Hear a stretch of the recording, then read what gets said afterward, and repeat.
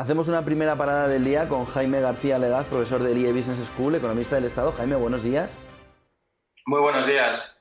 Bueno, ya tenemos los datos del Fondo Monetario Internacional. Ayer salió Sánchez, que lo conocía además de manera embargada, igual que los medios de comunicación un día antes, sabía que el dato iba a ser positivo, aunque, por ejemplo, en El Economista, ese dato del paro y del déficit nublan un poco el panorama. Pero ¿cómo ves esos datos del Fondo Monetario Internacional anunciados ayer, esas nuevas previsiones para 2021 y 2022? Bueno, se veían venir, eran unos datos casi cantados. Las previsiones de crecimiento que realizó el gobierno obviamente eran unas previsiones demasiado optimistas. La realidad se ha encargado de confirmar que, por desgracia, la recuperación de la actividad económica en España va muy por detrás de esas previsiones y el Fondo Monetario Internacional lo que ha hecho es simplemente ponerle cifras a una realidad incuestionable, y es que el retraso de todos los procesos de vacunación y todo el impacto de las restricciones sobre la actividad económica impuestas por el gobierno están retrasando esa recuperación anunciada y, por tanto, coloca cada vez más tarde el periodo en el cual España volverá a recuperar el nivel de renta pre-COVID.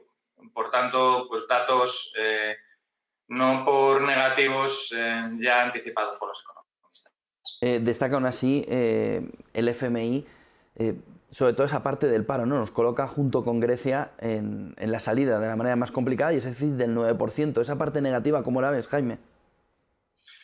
Bueno, pues es una señal, por un lado, del impacto que está teniendo la actividad económica sobre el empleo en sectores absolutamente destrozados por la pandemia y por las restricciones aplicadas por el gobierno sobre la actividad económica. Estoy hablando del sector turístico en sentido amplio, sector de la hostelería y de la restauración. No se trata solamente del COVID, se trata también de las restricciones que el gobierno central y muchas comunidades autónomas han impuesto sobre la actividad, y eso en un sector tan intensivo en empleo tiene un efecto devastador.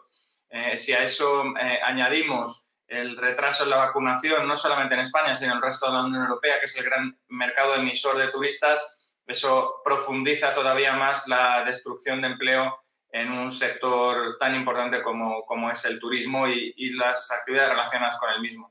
Pero creo que también nos debe ayudar a formar un criterio sobre la pretendida contrarreforma laboral que el gobierno tiene en sus planes. Creo que con esas cifras tan negativas de desempleo y teniendo en cuenta que fue la reforma laboral de 2012 el gran motor de creación de puestos de trabajo una vez que la recuperación económica se produjo, y debemos recordar que España necesitaba crecer por encima del 2% para crear empleo neto antes de la reforma laboral, y después de la reforma laboral, creciendo apenas un 1%, ya se crea empleo neto.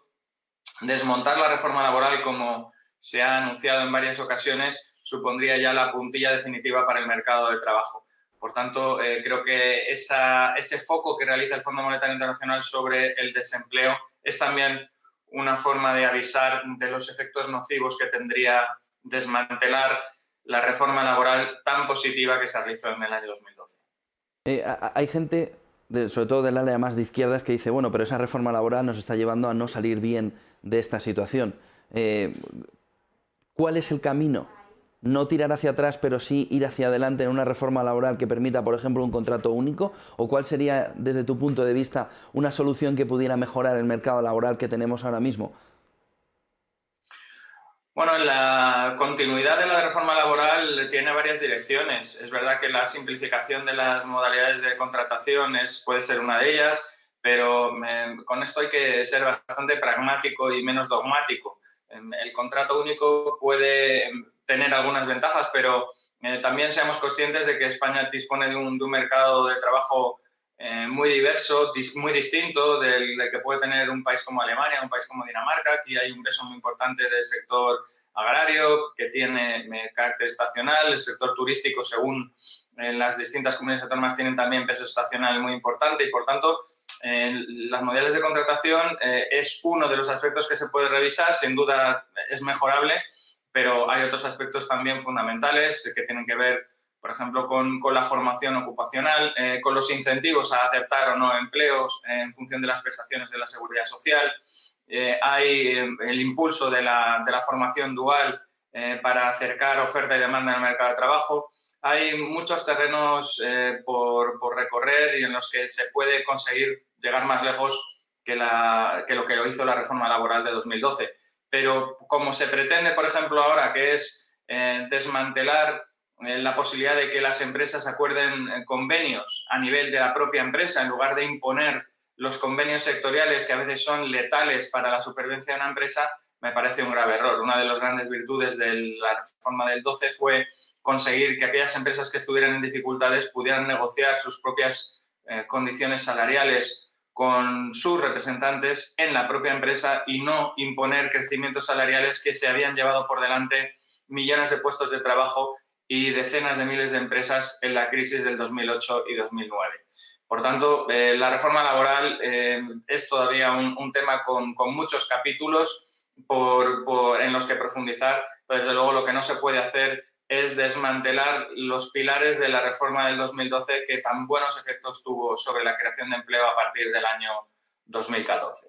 Fuentes cercanas al gobierno nos decían que ayer parte de ese mensaje de vacunación que daba el presidente Sánchez estaba relacionado con los informes de Moody's y Standard & Poor's, en el que mantuvieron en el último informe la perspectiva estable, pero la estabilidad, pero con perspectiva negativa en el caso de que la vacunación no llegara justo a los números que dijo ayer el presidente Sánchez y justo en los tiempos que dijo ayer el presidente Sánchez.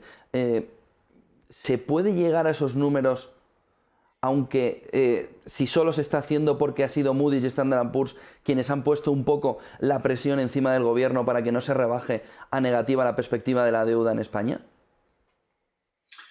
A mí se me hace muy duro, José, pensar que se establecen objetivos de vacunación simplemente para intentar mantener el rating de la deuda pública y evitar una revaluación del rating por parte de las agencias de calificación, ¿no?